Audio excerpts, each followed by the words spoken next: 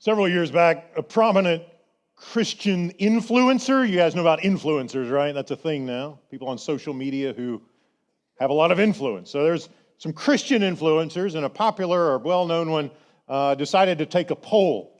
And the poll is about the maybe controversies that have erupted in your church, and particularly foolish controversies that have erupted in local churches. And this guy's got a lot of followers, and so a lot of people responded.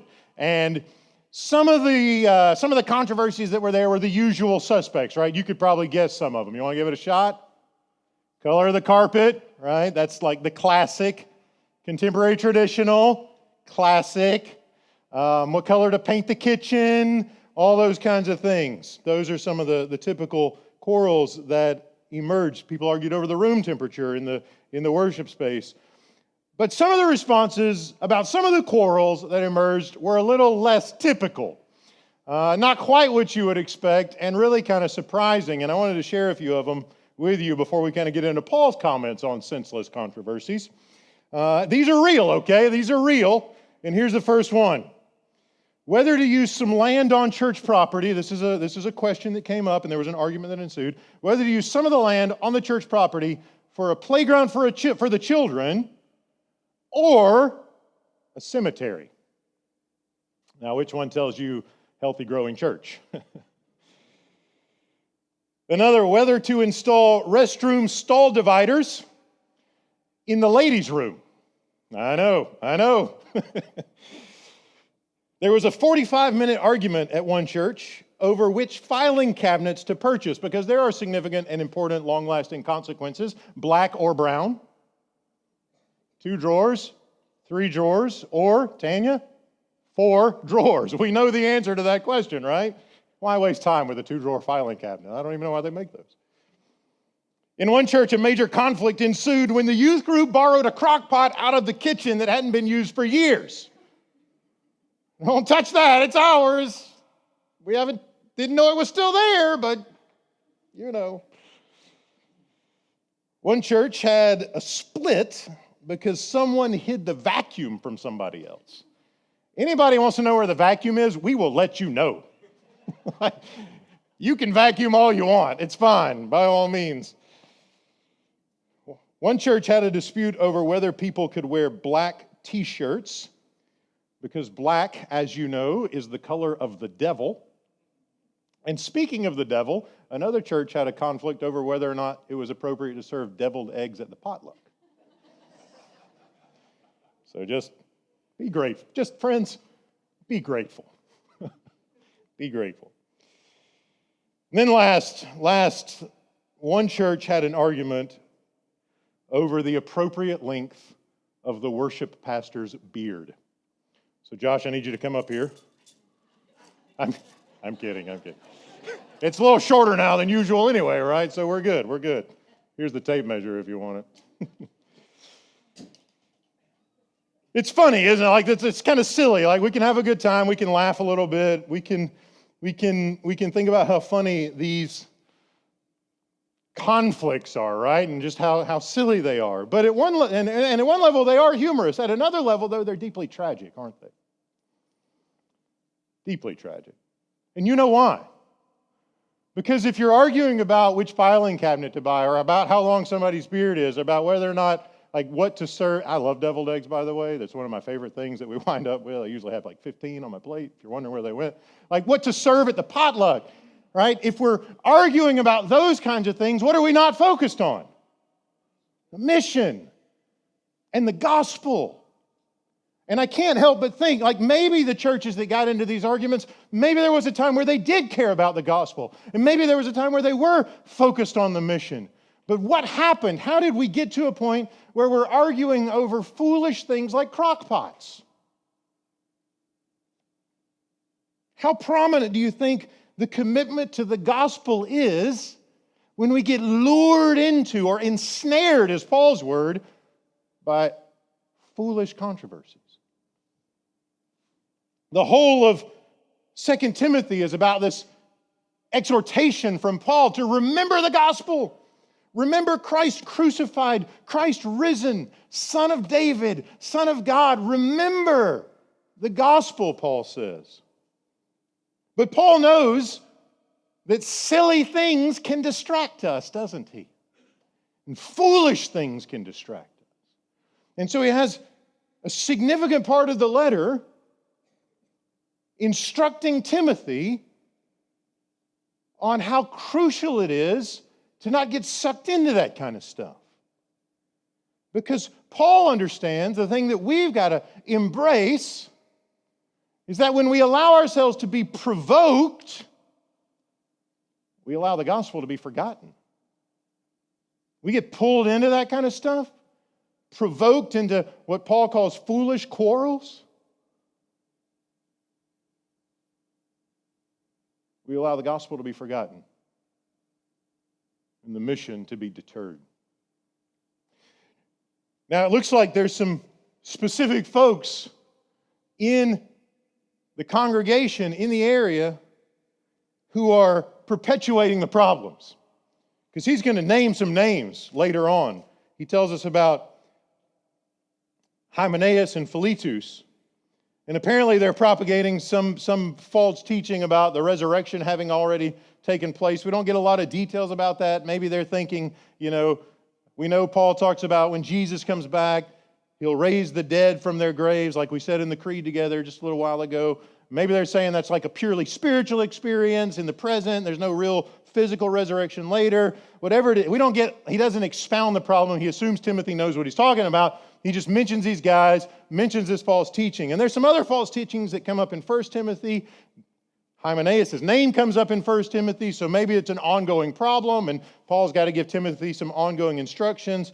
1 Timothy, he mentions myths and endless genealogy. So it just sounds like Paul's saying, there are these people, and they're just caught up with these weird speculations and really false teaching, and it's just making a mess of things. 1 Timothy, he even talks about how this guy Hymenaeus is responsible for shipwrecking the faith, his own and potentially others. Right? He was on the boat, but he ran the boat into a wreck. And Timothy obviously knows more about it than we do. But there's a situation where you got Timothy, who's pastoring a church, and you got some people who are propagating speculative foolishness. And Paul wants Timothy to understand how absolutely crucial it is that gets dealt with in a healthy way. And so he begins to explain to Timothy the consequences of petty arguments. Right? And that's one thing when we find ourselves in those kinds of petty arguments, we're not necessarily thinking about the detrimental consequences of them. Right? Because we're very much focused on what we think should be on the table at the potluck, or what we think should be the agenda of the meeting, or whatever it is, or however long the beard is, or what color shirt you wear, all of those kinds of things, right? We're focused on that. We're focused on what we prefer, and it's not significant, instead of on the good of the other and the good of the church as a whole. So Paul, at the beginning of the beginning of our passage today, kind of explains some of the quarrels. In verse 14, he puts it this way. He says, "Remind them of this, the congregation, and warn them before God, that they are to avoid wrangling over words," right? So whatever the conflict is, he just sort of portrays it as this silly wrangling over inconsequential words.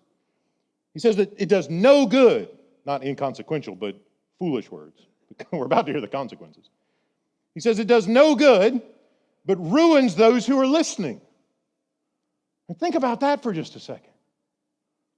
Do I want to be responsible for ruining someone? That's a strong word, isn't it? He's not just sort of saying, get them to stop because it's a waste of time. He actually says it's not just if it were only a waste of time, we'd be in better space, wouldn't we? But what's really going on here is there's no good whatsoever in this senseless controversy, this wrangling over words. And so Paul says, not only is it not neutral, there's no good, and it ruins people. And maybe that's the kind of thing that happened in these churches we've heard a little bit about. Maybe there was this love for the gospel, and for the mission. Maybe they were marked by other-oriented love. But maybe, just maybe, somebody got sucked into something stupid. And you know what happens then? People pick sides. And now it's us and them, not just that one person. And all of a sudden, the church isn't focused on keeping up with the missionaries and sending support teams. Everybody's drawn the battle lines. And Paul says, there's no good there. That kind of thing, he says, ruins Christians and ruins churches.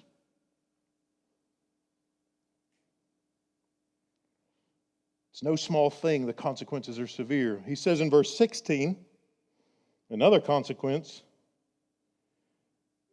It says, avoid profane chatter. So we've got wrangling over words. We've got profane chatter. Later we're going to hear senseless controversies. Avoid profane chatter, for it will lead people into more and more impiety. That's a word we don't use a lot. Some of your translations may say ungodliness. And so the word piety is a word for devotion. A pious person is a person devoted to God, a person who loves God, a person whose life is marked by godliness. And impiety, in contrast, is ungodliness. So Paul says if you get into this profane chatter, it will lead people into more and more impiety. So again, right, it's not just, well, that person's got a problem. It inevitably affects the church as a whole. And you've probably seen or experienced this. When the silly things come along, it has potential to really suck in a lot of people who probably wouldn't have really cared which kind of filing cabinet you had at the beginning of the story.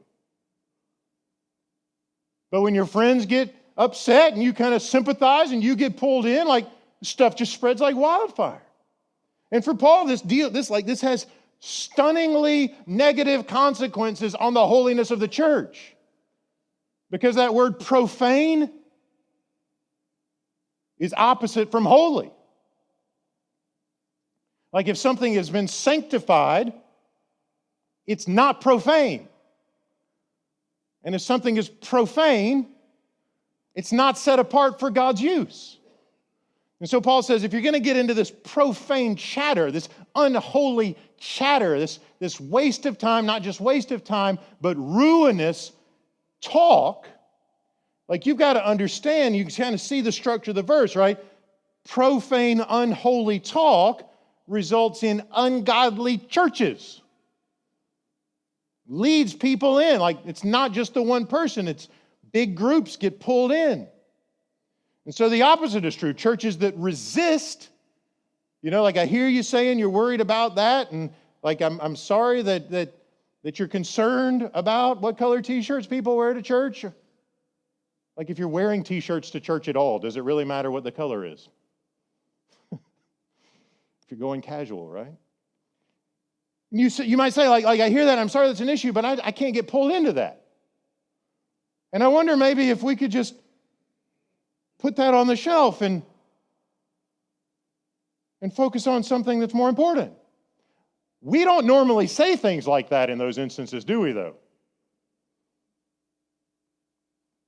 When a controversy breaks out that really is a distraction from the gospel. Rarely will we say, hey, brother, sister, I understand this matters to you. I understand. But I wonder if we could just sort of deal and maybe put it on the shelf. And let's just say, let's focus on Jesus, and let's focus on the gospel, and let's focus on the mission. And you know what? Maybe that'll work its way out. And I wonder if the church Timothy's leading would have never needed Paul to offer this counsel if more folks had had the courage to say, hey, you know what? Let's keep our focus where it should be. It's scary, though, isn't it? Because we're talking about a church family and people who we go way back with. And you never know If you don't take their side, what'll happen? Or what will be said? And so we kind of feel the weight of this, don't we? Like we feel the pressure. And Timothy undoubtedly feels that pressure. And what Paul is trying to do here is to help him realize that the consequences are so much more severe than his fear of someone not liking him. You let that, what does he call it? Profane chatter, wrangling over words. You let that run, it's going to snowball. If it's not dealt with, it'll spread like wildfire until the church is profaned, ungodly, and ruined. Like, that's a big deal.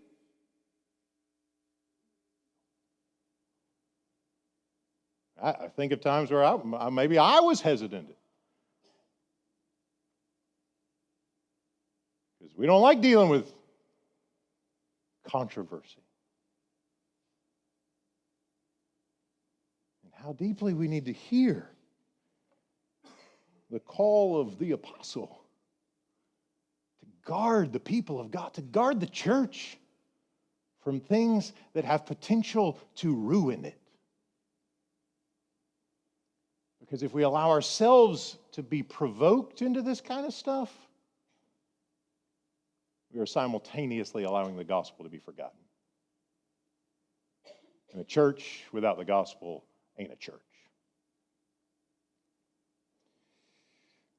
Verse 18, another consequence. They are upsetting the faith of some. This Hymenaeus and Philetus. They've swerved from the truth, he says in verse 18, by claiming that the resurrection has already taken place. We've already said we're not super clear on what that means. But Paul sees this as a controversy that isn't worth your time. The certainty of the future resurrection of the body for Paul is well documented across his letters. And when people go and kind of run counter to that, he ain't got time for it. And the consequence, he says, is they're upsetting the faith of others. Right? And so again, like we get this thing portrayed, and maybe it's helpful if we remember the sorts of things Paul says in Philippians 2. And I tend to think actually Philippians and 2 Timothy were written pretty close to each other in terms of Paul's life. Just a few years apart. But there's some similarities that come across there. Both are imprisonments, maybe different imprisonments. But he's talking about how Jesus looks not to his own interests, but to the interests of who? Others. He talks about how Jesus empties himself and becomes a servant. Even though he's God, he becomes a servant, a slave even. Talks about how Jesus is obedient to the point of death, even death on a cross. And the whole thing, and he's encouraging the Philippians here too, is other-oriented love. What does holiness look like? It looks like other-oriented love. What does Christ-likeness look like? It means I say no to me and yes to you. It means I'm focused on what I can do to care for others. And so if these two guys, Hymenaeus and Philetus, are propagating false teaching that is ruining or upsetting the faith of some, where's their focus? Right here.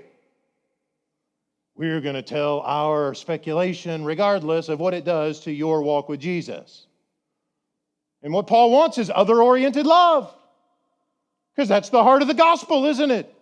That Christ died, that he was crucified, that he bled, that his body was torn, and he suffered for us, and he was buried as the climax of this godly other-oriented love. He's not arguing with anyone. He's not distracted by trifle. He's not focused on, what do I get out of this? He's not focused on his agenda. It's thoroughgoing, other-oriented, self-giving, sacrificial, radical love. And when we kind of slide into these places where like these guys, and we do this sometimes. Maybe it's not as severe here, but we are easily ensnared, aren't we? We are easily ensnared.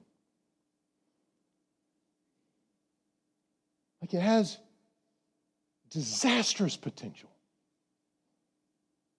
Disastrous potential for the mission of the church. Like how many people are done with church in the United States?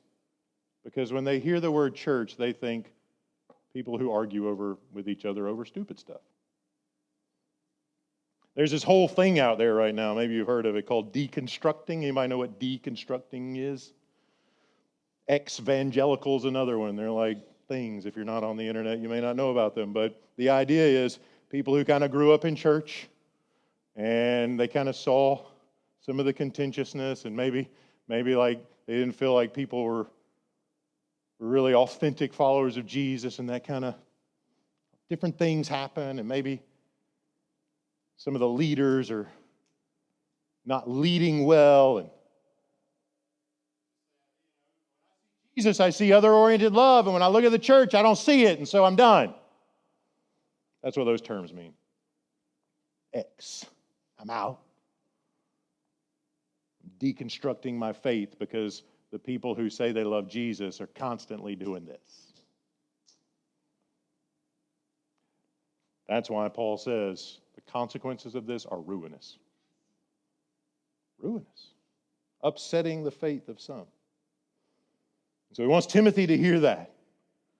You get provoked into that kind of stuff, you get distracted from the gospel, you forget the gospel, you forget the mission, and all you care about is getting your way about whatever it is. It's hard to be a church when you're doing that. So he invites Timothy and he exhorts Timothy not to let these kinds of controversies hold back the holiness of the church and ruin the faith of those who see it. I don't want to be responsible for that. I don't want to stand before Jesus and hear him say, like, you got caught up in some stupid stuff, man.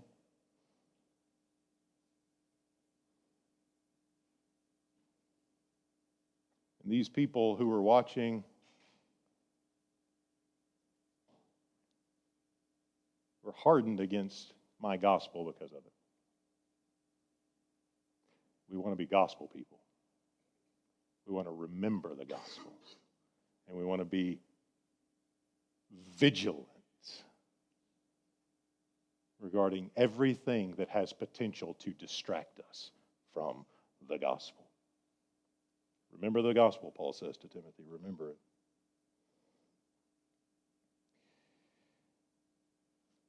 He gives this analogy of utensils that you might have in your home. He says you got special utensils and then you got ordinary utensils. The special things are made out of gold and silver. The other things are made out of wood or some other kind of non-precious metal, perhaps.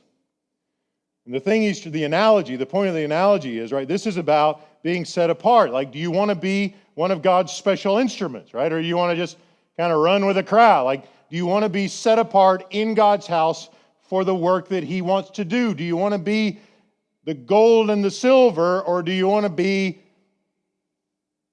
like the wooden bowl that we use every day that's ordinary?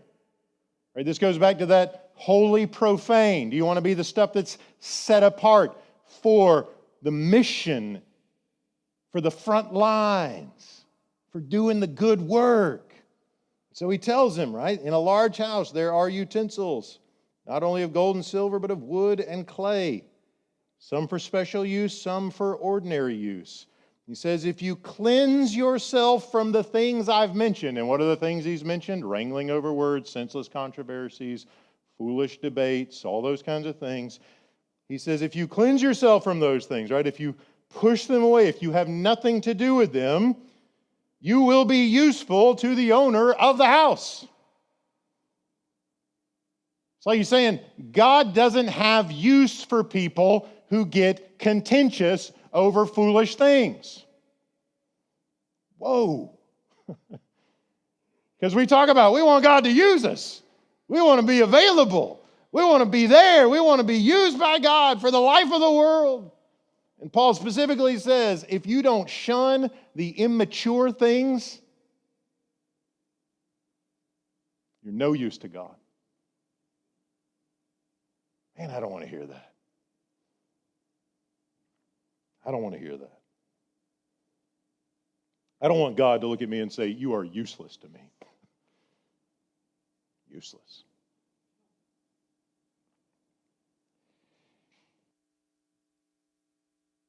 What's the call? The call is to resist provocation into the pettiness that ensures we lose our focus. The gospel is a priority over anything that's not a gospel issue.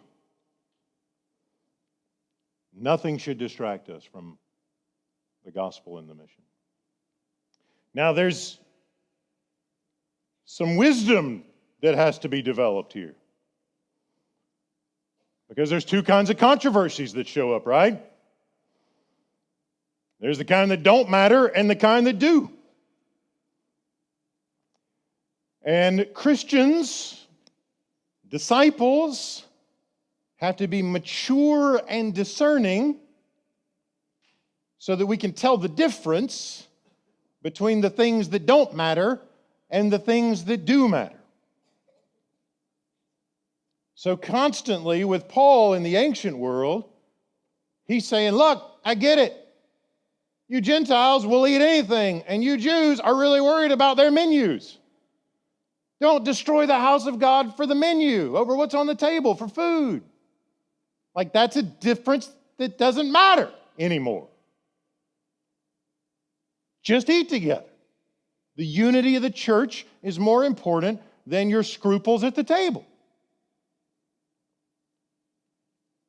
But there are other things that Paul insists on. He insists on making sure when the church comes together at the Lord's table in 1 Corinthians 11 that the poor get fed before everybody else drinks all the wine. Because again, what's the question? Self-indulgence or other-oriented love? When you come together to eat the Lord's Supper, and the way they were doing it was like a whole meal, not just a wafer and a dip it in the juice. Like it's a whole meal. And chances are, who's going to provide the meal? If you got a congregation with a handful of wealthy people and a whole lot of poor people who are just barely making it day to day, the wealthy people provide the meal. And in ancient Roman culture, they get the place of priority and they go first. And so Paul's saying, hey, like when you have the Lord's Supper, if the poor go hungry, you are drinking and eating condemnation on yourself. So that's not a senseless controversy for him. It really matters. So we got two illustrations of controversies about eating food at a table. And Paul wants the churches to be able to discern which one doesn't matter and which one does. And so this is the case for churches, for pastors, for leaders, for the lady, for all of us. When those kinds of things arise, we've got to be able to sort of sit back and say, all right, we got this question. Let's talk about it. Like, is it an essential?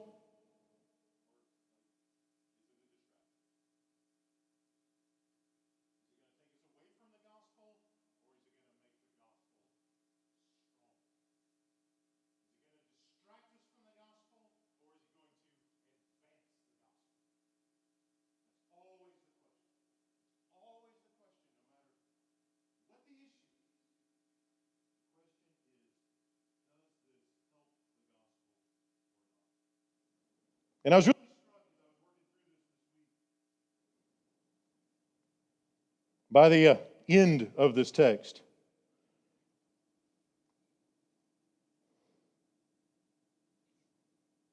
He tells Timothy that in verse 24, the Lord's servant must not be quarrelsome, but kindly to everyone, an apt teacher, patient, correcting opponents with gentleness.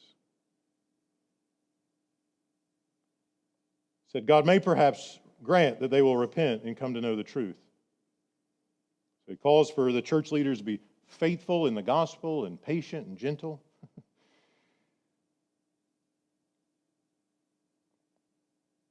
And the purpose of that is so those who are creating the senseless conflict, may escape the snare of the devil, having been held captive to it to do his will. Does Paul think this is important? He is saying that when we give ourselves to controversies that distract us from the gospel, we are literally in the trap of the devil, and we are doing the will of Satan. Let that sink in for a second. Like for Paul, this is clear. If we propagate senseless conflict that ruins people's faith, that shipwrecks their faith, that undermines the holiness of individuals and the church, and that distracts the church from the gospel and its mission to proclaim the gospel to our neighbors and the nations, if we lose whose will are we doing? God's?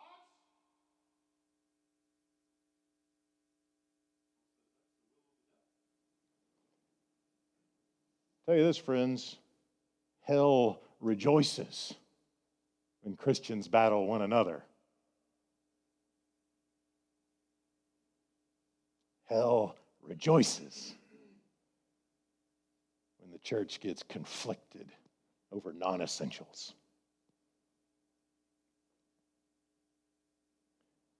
Because it makes the tasks, the job of the demons easy, doesn't it?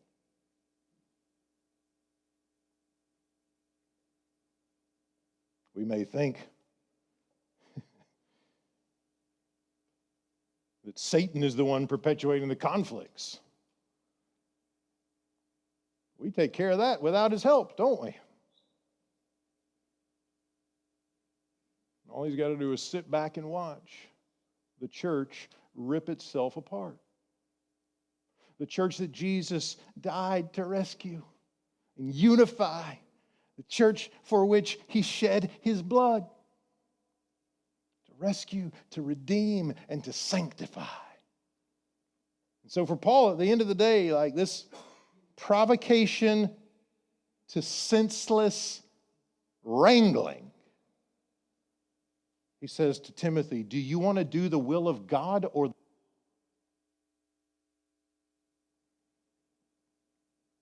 the senseless wrangling isn't freedom, it's a snare, straight from the pit of hell. Which makes me think, man, I need to keep my eyes open, don't I? I need to be constantly discerning, like what matters and what doesn't. What do we fight for and what do we let go? What holds back the mission? What advances the mission? What advances the gospel? What detracts from it? That is the chief question. And we need to remember that we are easily ensnared people. Just jump on social media. Right? It's not just church, it's everything. Every preference that anyone has, you can find somebody else who's going to take the other side, and most of it doesn't matter. You find people arguing over things that you've never heard of and that have like no significance in the world. And it's true of us for a culture as a whole, isn't it? And it is all the more urgent now for the church to not be a microcosm of the church culture as a whole.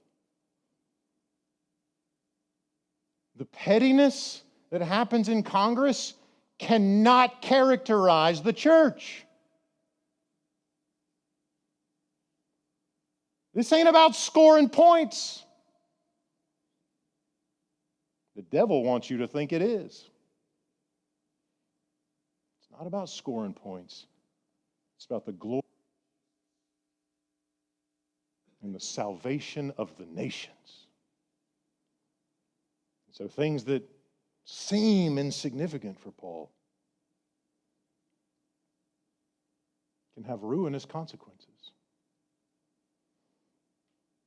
You may be finding yourself reflecting on just the conflict that's happening in Methodism or the United Methodist Church as a whole right now.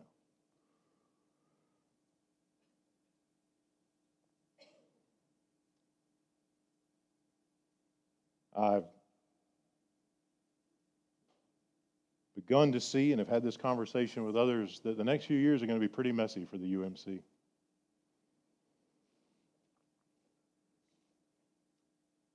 The rancor, the anger, the frustration, the conflict is very much an essential, because the question is whether the Word of God is authoritative for His church. That's a hill we're going to die on. It's a hill we're going to die on. But we can do that without pettiness. I've seen instances in the country where you got churches that want to stay and pastors that want to go, and vice versa, churches that want to go and pastors that want to stay. And sometimes unwisely that makes its way onto social media. And when churches and pastors are in conflict on social media, the loser is the gospel. It breaks my heart to see colleagues and congregations right now.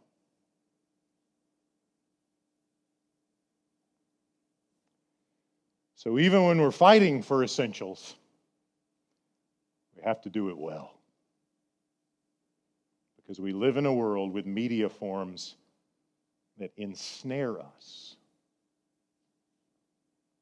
to say things we'd never say to someone's face. Because, well, you know, somebody will click that little thumbs up and I'll feel good about myself.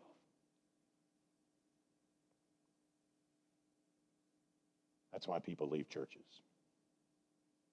or never show up in the first place. This takes wisdom.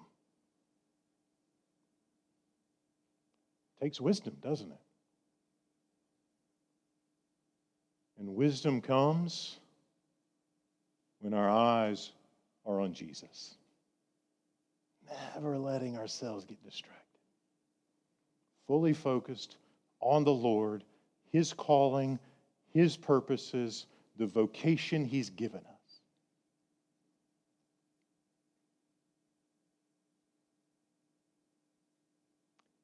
What a privilege it is to be people that God has set apart for special use. What a joy it is. That should put smiles on our faces, brothers and sisters. The Lord has set us apart to be useful for the advance of the gospel and the growth of the kingdom. So let's remember that we are easily ensnared. And let's be vigilant to avoid it.